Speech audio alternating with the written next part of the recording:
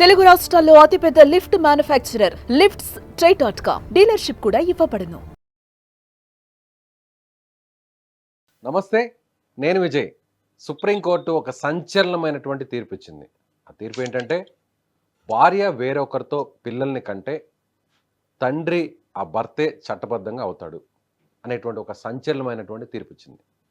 ఈ తీర్పు ఏంటి, ఆ తీర్పుకు సంబంధించినటువంటి కేసు పూర్వపరాలేంటో మనతో పాటు మాట్లాడడానికి జూమ్ కాల్లో ఉన్నారు హైకోర్టు అడ్వకేట్ నరేష్ సుంకర్ గారు. సార్ నమస్తే.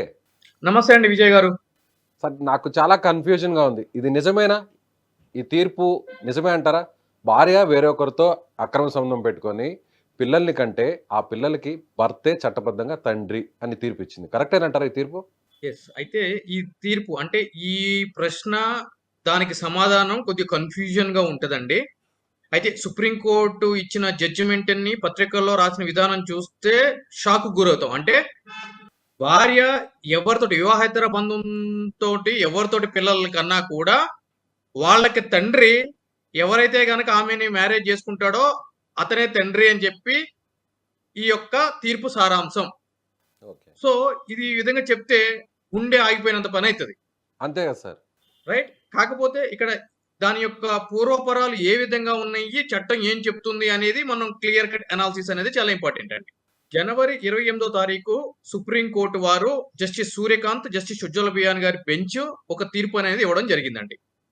దానికి సంబంధించి పెటర్నిటీ, లెజిటిమటీ ఈ రెండు అంశాల మీద ఈ తీర్పు ఉంటుంది. అంటే చట్టబద్ధత, పితృత్వం ఈ రెండింటికి మధ్య ఏం జరుగుతుంది అనేది ఈ తీర్పు సారాంశం అండి. వివరాల్లోకి వెళ్తే ఏమవుతుంది అంటే కనుక కేరళలో 1989లో మ్యారేజ్ అవుతుందండి ఒక జంటకి 1989లో. ఆ వివాహం జరిగిన తర్వాత 1999లో ఆ జంటకి ఒక ఆడపిల్ల పుడుతుందండి. అదే విధంగా 2001లో ఒక కొడుకు కూడా పుడతాడండి. 2001 ఇంపార్టెంట్ అండి, ఒక కొడుకు కూడా పుడతాడు. దాని తర్వాత 2003లో వాళ్ళిద్దరి మధ్య విభేదాలు అనేది రావడం జరుగుతుందండి. వచ్చిన తర్వాత 2006లో వాళ్ళిద్దరూ పరస్పర అంగీకారంతో విడాకులు తీసుకోవడం జరుగుతుందండి. సో 2006లో వీళ్ళ యొక్క వివాహ బంధము రద్దయిపోయింది. అయితే ఎప్పుడైతే గనక 2001లో ఆమెకి ఒక బాబు పుట్టాడో, పుట్టినప్పుడు మున్సిపల్ రికార్డ్స్ లో ఆ బాబుకి తండ్రి కింద ఆమె భర్త పేరు రాయడం జరిగిందండి. రాసిన తర్వాత అండి, రిజిస్టర్ లో భర్త పేరు రాయడం జరిగింది. చట్టబద్ధంగా ఎవరినైతే గనక పెళ్లి చేసుకుందో ఆ భర్త పేరు రాయడం జరిగింది. 2006లో విడాకులు వచ్చిన తర్వాత మళ్ళీ ఆమె ఆ మున్సిపల్ అథారిటీస్ దగ్గరికి వెళ్ళి ఈ యొక్క తండ్రి కాలంలో, నా కొడుకు యొక్క తండ్రి కాలంలో నా భర్త పేరు కాకోకుండా నేను వివాహేతర బంధం పెట్టుకున్న వ్యక్తి పేరు తండ్రిగా రాయండి. ఎందుకు అనంటే గనక నేను అతనితో ఆ యొక్క పిల్లవాడిని కన్నాను అని చెప్పి చెప్పడం జరిగింది. సదరు మున్సిపల్ అధికారులు ఎప్పుడు పడితే అప్పుడు వచ్చి నీ యొక్క కొడుకు తండ్రి పేరుని నువ్వు చెప్పిన విధంగా మార్చాలి అంటే మాకు అధికారాలు లేవు, ఏదైనా ఒక కోర్టుకు వెళ్ళి ఆ కోర్టు నుంచి మాకు ఉత్తర్వులు తీసుకుని వస్తే మేము ఆ విధంగా నడుచుకుంటామని చెప్పి చెప్తే ఆమె ఇనిషియల్ గా మున్సిపల్ కోర్టులో, కేరళ మున్సిపల్ కోర్టులో పిటిషన్ దాఖలు చేయడం జరుగుతుంది. ఈ నేమ్ చేంజ్ గురించి నేను చెప్పిన ఈ యొక్క మొత్తం అంశాలన్నిటిని పొందుపరుస్తూ. ఎందుకు అనంటే కనుక నా వివాహ బంధం అమల్లో ఉన్నప్పుడే నేను వివాహితర సంబంధం ద్వారా ఈ యొక్క బిడ్డను కన్నాను కాబట్టి అతని యొక్క తండ్రి వేరే అతను అని చెప్పి చెప్పడం జరుగుతుంది. అయితే దానికి సంబంధించి కోర్టు వారు ఆ యొక్క పిటిషన్ ని తిరస్కరించడం జరుగుతుంది. తిరస్కరించిన తర్వాత మళ్ళీ ఆ యొక్క కొడుకుగా పిలువబడుతున్న వ్యక్తి మెయింటెనెన్స్ పిటిషన్ వేయడం జరుగుతుంది. ఏంటి అంటే కనుక నాకు తీవ్రమైన అనారోగ్య సమస్యలు ఉన్నాయి, నాకు మెయింటెనెన్స్ కావాలి అని చెప్పి ఏదైతే కనుక వివాహేతర సంబంధం ద్వారా నేను బిడ్డని కన్నానని చెప్తుందో ఆ వివాహేతర సంబంధం పెట్టుకున్న వ్యక్తిని తండ్రిగా భావించి మెయింటెనెన్స్ వేయాలి అని అంటే కనుక అతను ఆ యొక్క పిటిషన్ ని తిరస్కరించడం జరుగుతుంది. ఎందుకు అంటే కనుక నేను తండ్రిని కాదు అని చెప్పి. అప్పుడు ఆ పిల్లవాడు ఏం చేస్తాడు అని అంటే కనుక డిఎన్ఏ టెస్ట్ కోసము ఆర్డర్ చెయ్యండి అని అంటే కనుక కింది కోర్టు డిఎన్ఏ టెస్ట్ కోసము ఆర్డర్ చేస్తే దాన్ని హైకోర్టు నుంచి సుప్రీంకోర్టుకి వెళ్ళడం జరుగుతుంది. సో సుప్రీం కోర్టుకు వెళ్ళిన ఈ యొక్క మ్యాటర్ విషయంలోనే జనవరి 28వ తారీఖున సుప్రీం కోర్టు వారు ఉత్తర్వులు ఇవ్వడం జరిగింది.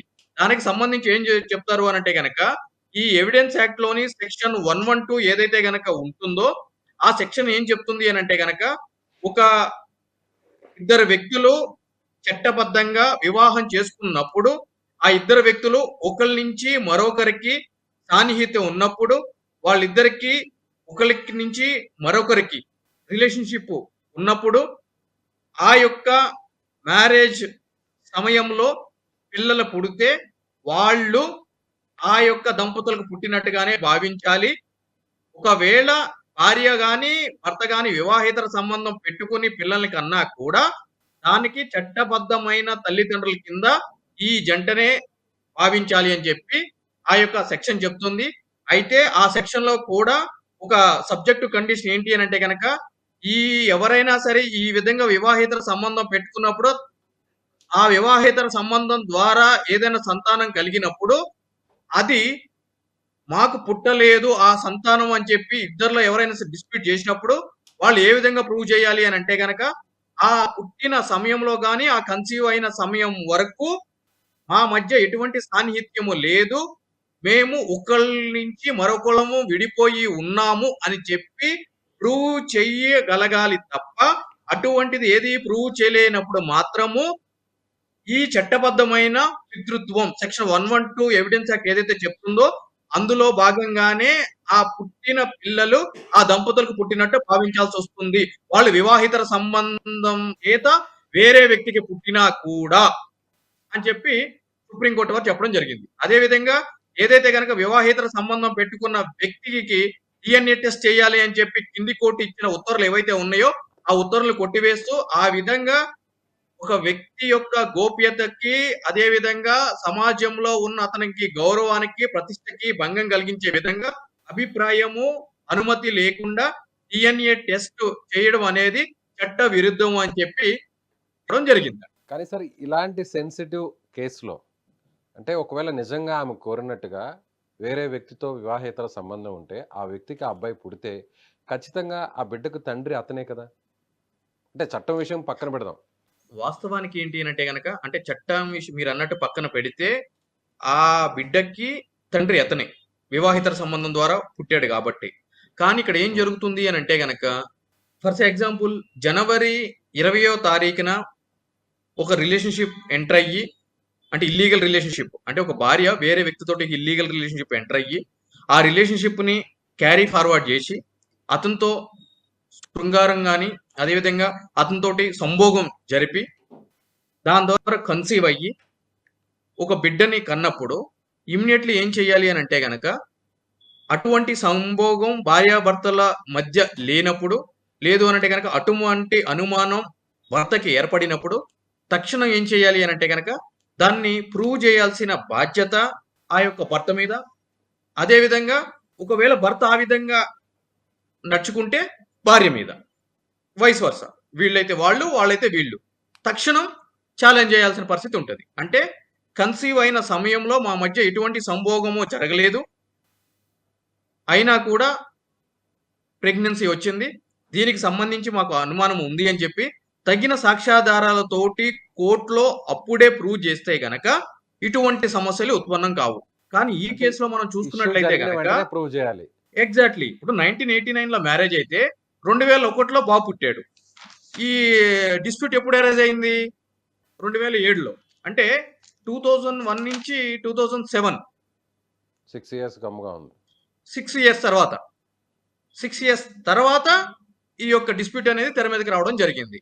ఇప్పుడు 6 సంవత్సరాల ముందు జరిగింది. అంటే 2001లో బాబు పుట్టాడు అని అంటే గనక సంభోగం జరిగిన వెంటనే కన్సీవ్ అవ్వడం పుట్టడం జరగదు కదండి. 9 నెలలు పీరియడ్ ఉంటుంది, రైట్? అంటే 2000 అంటే 7 ఇయర్స్ బ్యాక్ జరిగిన సంఘటన గురించి ఇప్పుడు డిఎన్ఏ టెస్ట్కి వెళ్ళాలి, ఈ విధంగా చెయ్యాలి అని అంటే గనక దట్టు ఒక వ్యక్తి యొక్క కన్సెంట్ లేకోకుండా ఆ వ్యక్తే భర్త అని చెప్పి చెయ్యాలి అని అంటే గనక చట్టం అందుకు ఒప్పుకోదు. దీనివల్ల ఏం జరుగుతుంది అని అంటే గనక ఎన్నో కాపురాలు కూలిపోయే అవకాశం ఉంది అని చెప్పి అప్పట్లోనే ఈ యొక్క సెక్షన్ ఇన్సెట్ చేయడం జరిగింది. ఇది ఈ రోజు రాసిన సెక్షన్ కాదండి, ఎవిడెన్స్ యాక్ట్ అనేది 112 అనేది. బ్రిటిష్ టైం నుంచి కూడా ఉన్న ఎవిడెన్స్ యాక్ట్ ఇది. సో దాంట్లో డీమ్డ్ ప్రొవిజన్స్ ఉంటుంది, పెటర్నిటీ అండ్ లెజిటిమిటీ, పితృత్వం గురించి, అదేవిధంగా చట్టబద్ధత గురించి దాంట్లో క్లియర్ గా ఉంది. ఎప్పుడైతే గనక ఇద్దరు వ్యక్తుల మధ్య వైవాహిక సంబంధం చట్టపరంగా ఏర్పడుతుందో, ఆ వైవాహిక సంబంధం అమల్లో ఉన్నంత కాలము ఎవరు పిల్లలు పుట్టినా కూడా ఆ పిల్లలు వాళ్ళకి పుట్టినట్లుగానే భావించాలి. సబ్జెక్ట్ కండిషన్ ఏంటి? దీంట్లో ఒక చిన్న కండిషన్ ఉంది. ఏంటి అది? ప్రూవ్ చేయకపోతే, అంటే మా మధ్య ఎటువంటి ఒకవేళ ఆధారాలతో గాని ప్రూవ్ చేస్తే అప్పుడు చట్టబద్ధత ఉండదు. ఎస్ ఉండదండి. ఆధారాలతో ప్రూవ్ చేస్తే. చేయలేకపోతే మాత్రం ఈ విధంగానే భావించాల్సి వస్తుంది అని చెప్పి చట్టం చెప్తుంది. ఓకే, అన్లెస్ అదర్వైజ్ ప్రూవెన్ అని చెప్పండి. Right sir. Deemed provision. So దానికి సంబంధించి సుప్రీంకోర్టు వారు తీర్పునివ్వడం జరిగింది. అంటే ఇది కొత్తగా ఇచ్చిన తీర్పు కదండి, రీఫేమేషన్. అంటే గతంలో ఇచ్చిన తీర్పుని పునర్గతిస్తూ మరొక్కసారి సుప్రీంకోర్టు బెంచ్ అనేది ఇవ్వడం జరిగింది. గతంలో కూడా ఈ సెక్షన్ బేస్ చేసుకునే ఇటువంటి తీర్పులు ఆనరబుల్ హైకోర్టు వారు, అదేవిధంగా సుప్రీంకోర్టు వారు కూడా ఇచ్చిన సందర్భాలు కోకొల్లలుగా ఉన్నాయండి. Thank you sir.